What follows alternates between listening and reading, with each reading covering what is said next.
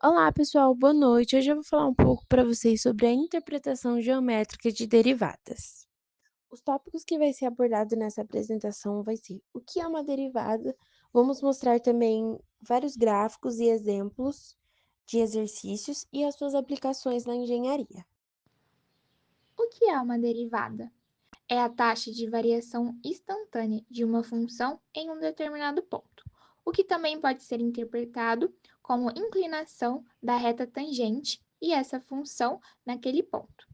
Ela mede a sensibilidade da saída de uma função em relação a uma pequena mudança em sua entrada. Se a derivada é positiva, a função está crescendo. Se é negativa, está decrescendo. E se zero, a tangente é horizontal. Indica um possível ponto máximo ou mínimo do local. No plano cartesiano, seja representado por y em função de x, ou seja, y igual a f de x. Com um eixo arbitrário no meio x, significa x igual a f de x. E outro em mais um acréscimo de x mais ΔX é igual a f de x mais ΔX. Este intervalo ΔX define o intervalo ΔY. Eles pertencem a uma reta de inclinação, ΔY dividido por ΔX, que é igual a fx mais ΔX menos fx dividido por ΔX. Ou seja, variação da função dividida pela variável x. Quando ΔX tende a zero, a reta tangencia o ponto de abscissa x.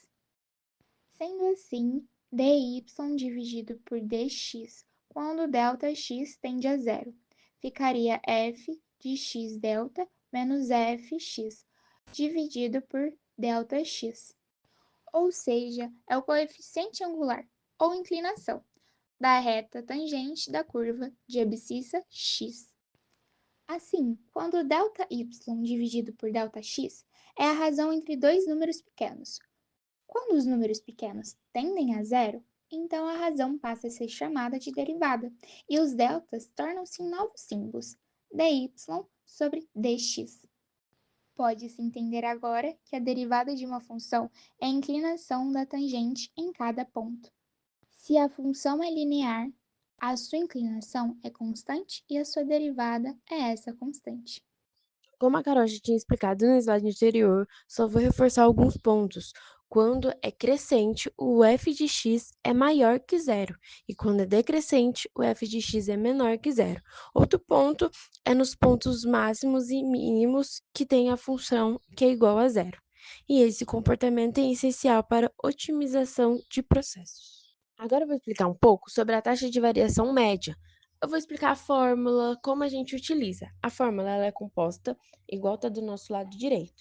É a função de x2 menos a função de x1 dividido por x2 menos x1.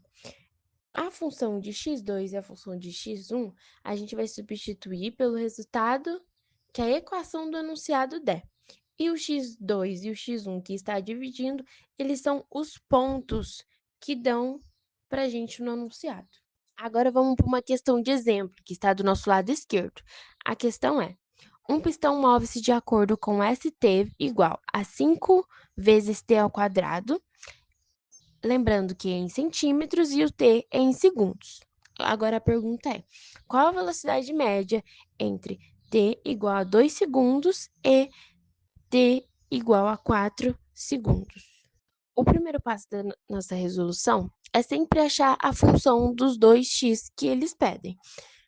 A função que ele deu no enunciado é s igual a 5 vezes t ao quadrado. O t a gente sempre vai substituir pelo que ele deu, que é o t2, que é igual a 2 segundos, e t igual a 4 segundos.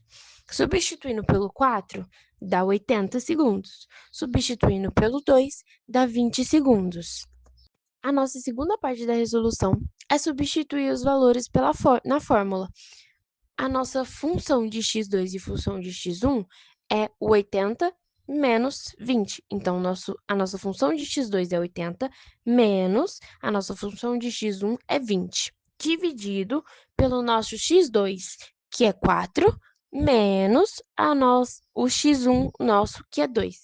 Com isso, a nossa resolução fica 60 dividido por 2, que dá 30 centímetros por segundo. Agora vamos falar sobre no que ela se aplica nas engenharias. Na engenharia de produção, ela ajuda na taxa de crescimento e para ver o custo marginal da empresa. Na engenharia civil, a derivada é usada para calcular a inclinação e a curvatura de vigas e lajes sob carga. A inclinação em um ponto específico de uma viga flexionada pode ser calculada pela primeira derivada, enquanto a curvatura é obtida pela segunda derivada. Já na engenharia mecânica, a velocidade instantânea de um objeto é a primeira derivada de sua posição em relação ao tempo, e a aceleração é a segunda derivada.